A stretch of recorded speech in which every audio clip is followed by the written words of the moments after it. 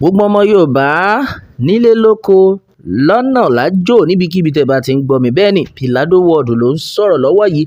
A kú oríire ní gbogbo ilẹ̀ káàárọ̀ oòjíire. Lọ́wọ́ yìí gbogbo àwọn ajínigbé wọ́n ti fẹsẹ̀ fẹ́ o. Olóyè Sunday Igboho tún ti ṣe bẹbẹ òun àti àwọn ọmọlẹ́yìn ẹ̀ àwọn ìrù ẹkùn bẹ́ẹ̀ ni wọ́n ti wọ igbó yẹn lọ. Ẹ wo bá a ṣe ń bá yín sọ̀rọ̀ yìí gbogbo àwọn tí wọ́n kàn ń lẹ́nu tí wọ́n ń sọ̀sọ̀kúsọ pé ṣèbí Olóyè Sunday Igboho ó lóun lágbára kí ló kò ṣe wọ inú igbó lọ kó lọ rescue àwọn ọmọ tí wọ́n jí gbé pé gbogbo nǹkan tí wọ́n ní pé àwọn aláboyún kan wọ́n dá wọn padà pé plan work ni ẹ gbàgbé story ni. Now ojú ti gbogbo wọn ṣé story wà leléyìí sìn. Olóyè Igboho ó wọnú Old Ọ̀yọ́ National Park bẹ́ẹ̀ ni ó ti wọbẹ̀ lọ ibi tí àwọn agbésùnmọ̀mí yìí tí wọ́n ya wọ tí wọ́n kó gbogbo àwọn ọmọ ìlú tí wọ́n kó wọn gbà pàápàá jùlọ àwọn ọmọléèwé tí wọ́n jí gbé ní Oríire community. Gẹ́gẹ́ bí àwọn àlàyé tó ń wọlé wá eléyìí ò ń ṣe kékeré mọ́ o. Bẹ́ẹ̀ ni eléyìí kò ń ṣe ṣeré mọ́ bí gbogbo ẹ ti ṣe ń lọ yìí Sunday Igboho àti àwọn ọmọlẹ́yìn wọ́n ya wọ inú igbó yẹn wọ́n ti ní pé àwọn ti ṣetán. In fact Olóyè Sunday Igboho jẹ́ kí gbogbo àgbáyé mọ̀ wípé mo ti ṣetán láti gba àwọn ọmọ yìí jáde ká máa jó ká máa yọ̀ látijọ́ yìí gbogbo àlàó pé kí ló ń dá àwọn ará bíi dúró kí ló ń dá wọn dúró tó fi jẹ́ pé wọn ò fẹ́ wọ inú igbó yẹn àwọn wo ni wọ́n wà nídìí ẹ̀ tó fi jẹ́ wípé wọn ò fẹ́ kí Olóyè Sunday Igboho kó wọ ọbẹ̀ yẹn ṣùgbọ́n lọ́wọ́ yìí a ti wá rí wípé àwọn ìjọba gan wọn ò ṣeré lórí ọ̀rọ̀ yìí gẹ́gẹ́ bí gómìnà Ṣèyí Mákindé ti ṣe kọ́kọ́ sọ nígbà yẹn pé àwọn ò fẹ́ kí wọ́n pa àwọn ọmọ yìí ni because àwọn arábí yìí gbogbo threat tó ń múlẹ̀ pé tẹ́ bá fi lè send àwọn sójà or send anybody wọ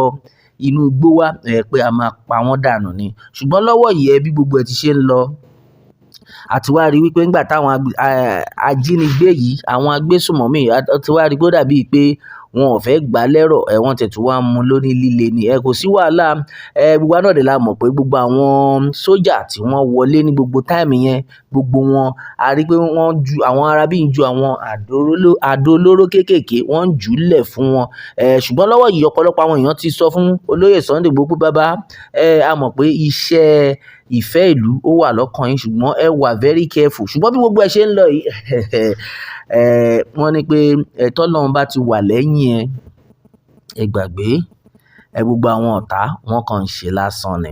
Lọ́wọ́ yìí Olóyè Sunday Igboho àti àwọn ọmọlẹ́yìn wọn ti wọlé wọn ti wọlé lásán wọ́n wọlé pẹ̀lú àwọn irinṣẹ́ tó jẹ́ pé wọ́n lè fi mọ ibi tí àwọn agbésùnmọ̀mí tí wọ́n sá sí ìyẹn drone wọ́n ń lo drone ọ̀pọ̀lọpọ̀ àwọn èèyàn jáde pé so irú àwọn nǹkan báyìí ó lè máa ṣẹlẹ̀ kí wàá ní iṣẹ́ àwọn DSS látijọ́ ìṣẹ́ bí nǹkan tó yẹ kí gbogbo wọn máa lò nìyẹn ibẹ̀ yẹn kọ́ là ń lọ lọ́wọ́ yìí ká máa jó ká máa yọ̀ Olóyè Sunday Igboho ti ní pé òun ti ṣetán láti mú àwọn ọmọ tí wọ́n jí gbé yìí láti dá wọn padà láàyè pàápàá jùlọ àwọn agbésùnmọ̀mí a máa lé wọn pa kúrò ní gbogbo ilẹ̀ Yorùbá títí di ìpínlẹ̀ Kogi gan Olóyè Sunday Igboho ṣe ní pé gbogbo bẹ̀yẹn ilẹ̀ Yorùbá ni àbẹ́ẹ̀ rí nǹkan bí gbogbo ọmọ Yorùbá nílé lóko ẹ máa jó ẹ máa yọ̀ nítorí pé Elédùmarè ńkọ́ ó ti ṣe ohun ọ̀tun lọ́wọ́ yìí Olóyè Sunday Igboho àti àwọn ìrù ẹkùn security network wọ́n ti ya wọ Old Ọ̀yọ́ National Park gẹ́gẹ́ bí àwòrán náà lẹ́ ń rí yẹn now wọ́n dẹ̀ ń lo àwọn drone láti wá ibi tí àwọn ọmọléèwé yìí tí wọ́n kó wọn sí tí àwọn agbésùnmọ̀mí tí wọ́n kó wọn sí nítorí pé bí gbogbo ẹ ṣe ń lọ yìí tí Olóyè Sunday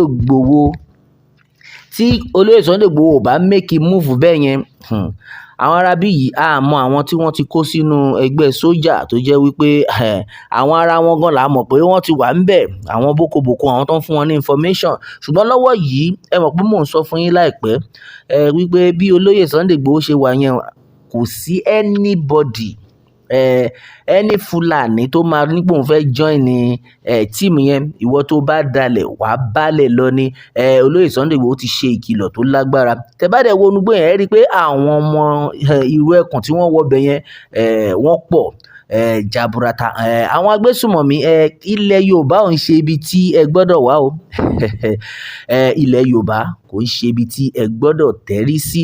Lọ́wọ́ yìí ká máa jó ká máa yọ̀. Gbogbo wa náà la gbọ́ bí wọ́n ṣe gbé àwọn ọmọ yìí ní iléèwé Oríire local government area ní ìpínlẹ̀ Ọ̀yọ́. Àwọn agbésùmọ̀mí tó ń wọlé tí wọ́n dẹ̀ jí àwọn ọmọ gbé pẹ̀lú àwọn olùkọ́ pàápàá jùlọ ní community high school àti àwọn iléèwé kọ̀ọ̀kan ní Àhórò, Ẹ̀sìnlé and ní gbogbo agbègbè yẹn. Lọ́wọ́ náà ni a ti gbọ́ pé wọ́n pa olùkọ́ kan tán dẹ̀ kó àwọn bíi àwọn oríṣiríṣi tí wọ́n kó wọn wọlé. Àwọn ọmọ ọdún bíi méjì wọ́n tún wà ńbẹ̀ bí wọ́n wà nínú àwọn ọmọ tí wọ́n jí gbé. Àbẹ́ẹ̀ rí nǹkan bí? Ó máa ṣe o, ó máa ṣe o.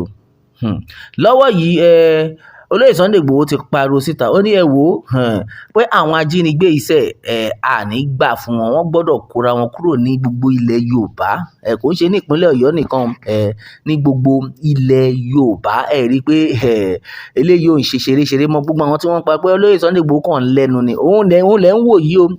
Bàbá ti wọlé tán sí gbogbo agbègbè yẹn, gbogbo inú igbó ilẹ̀ Yorùbá pàápàá jùlọ ní Old Ọ̀yọ́ National Park. Lọ́wọ́ yìí Olóyè Sunday Igboho ti jẹ́ kí gbogbo àwọn ìlú mọ̀ wípé pé táwọn bá fi lè bóun ti ṣe bẹ̀rẹ̀ iṣẹ́ yìí, táwọn bá ti rí pé ó dàbí pé àwọn arábí wọn ò fẹ́ gbà á lẹ́rọ̀, pé lọ́wọ́ yìí òun máa tú àṣírí àwọn olóṣèlú tó yẹ pé àwọn gangan ni wọ́n ń sponsor àwọn arábí. Táwọn náà bá wò lọ títí, ṣá ó yẹ kí gbogbo nǹkan báyìí kó máa lọ títí ni tí kò bá ṣe pé ó lọ́wọ́ àwọn kankan nú pé in fact àṣírí yóò tó. Meanwhile gómìnà Ṣèyí Mákindé wọ́n ti ní pé lọ́wọ́ yìí pé kí Olóyè Sunday Igboho kó máa báṣẹ́ lọ. Ara nǹkan tá à ń sọ, nǹkan tá a fẹ́ rèé. Ẹ máa báṣẹ́ lọ nítorí pé ó dàbí àwọn arábí yìí wọn ò mú ní ṣeré mọ́. A gbọ́dọ̀ mọ ibi tí àwọn ọmọ yìí tí wọ́n wà. Ẹ̀yin ọmọ Yorùbá ẹ ṣáà jẹ́ ká kan sára sí Olóyè Sunday Igboho. Ká dẹ̀ dúpẹ́ lọ́wọ́ Elédùmarè tó fún wa ní èèyàn bíi Olóyè Sunday Igboho. Àwọn kan mò ń gbọ́ táwọn kan láwọn ò like Olóyè Sunday Igboho. Anybody tó bá lóun ò like Olóyè Sunday Igboho ẹni yẹn tó bá wà lẹ́gbẹ̀ẹ́ sá fún o, nítorí pé ẹni yẹn ẹni bí ni. Báwo ló ṣe ní like ẹni tó yẹ pé ó ń wá kí nǹkan kó dáa fún gbogbo ọmọ ìlú? Kí ló ṣe fún ẹ tó fi like ẹ̀? Á jẹ́ pé ìwọ gan fúnra ẹ ò ń jẹ nídìí ìbàjẹ́ ni. Àbẹ́ẹ̀ rí bí? Irú ẹni bẹ́ẹ̀ ó ń jẹ ní ìdí ìbàjẹ́, because o lè ní pé o ò like ẹni tí Ọlọ́run lò, tí Elédùmarè ń lò láti fi àlàáfíà sínú ìlú. Ẹ wo bó ṣe pa máa yẹn náà. Ìyẹn lára àwọn olùkọ́ yẹn wọ́n pa ẹni, ó dẹ̀ bẹ̀ wọ́n, ẹ jọ̀ọ́ torí Ọlọ́run, ẹ jọ̀ọ́ ẹni tí tẹ́ bá fẹ́ máa fún yẹn má pa mí. Wọ́n dẹ̀ pa máa yẹn. Kí ló ṣe fún wọn? Kò ṣe anything. Wọ́n náà fẹ́ fi send signal kan mọ̀ pé àwọn ò ṣeré. Lọ́wọ́ yìí ẹ ti kan ìdí nínú iyọ̀. Níbikíbi tẹ́ bá wà, níbikíbi táwọn ọmọ yẹn bá wà, a ò ní gbà ariwo tí gbogbo àwọn ọmọ ìlú tí wọ́n ń pa nìyẹn. Àfi kí Elédùmarè kó ṣàánú wa ni. Lọ́wọ́ yìí gbogbo ohun táwọn èèyàn ń pariwo lọ́wọ́ yìí ni wípé gbogbo àwọn tí wọ́n ń tẹ̀lé Olóyè Sunday Igboho, àwọn ọmọ èrò ẹkùn gbogbo wọn, ẹ wò kẹ́nikẹ́ni kẹ́ má ṣe yánmayànmá o. Ẹni bá dalẹ̀ á balẹ̀ lọ ni. Àfi kí Elédùmarè kó ṣàánú wa ni. Ẹ̀yin ọmọ Yorùbá ọ̀rọ̀ rẹ o, a ní rí jù báyìí lọ. Ká máa jó ká máa yọ̀ nítorí pé Elédùmarè ti ṣohun ọ̀tun. Àṣẹ̀ṣẹ̀ mẹ́yẹ bọ̀ lápò ni o. Ó tún dìgbà míì, ọjọ́ rẹ̀. Ẹ má gbàgbé láti subscribe sí Pilado World. Kẹ́dẹ̀ rántí kẹ́ fún wa ní thumbs up, kẹ́ share kó lè dé ibi tó dé. Ó tún di ọjọ́ mi o, ọjọ́ rẹ̀. Ó dàbọ̀.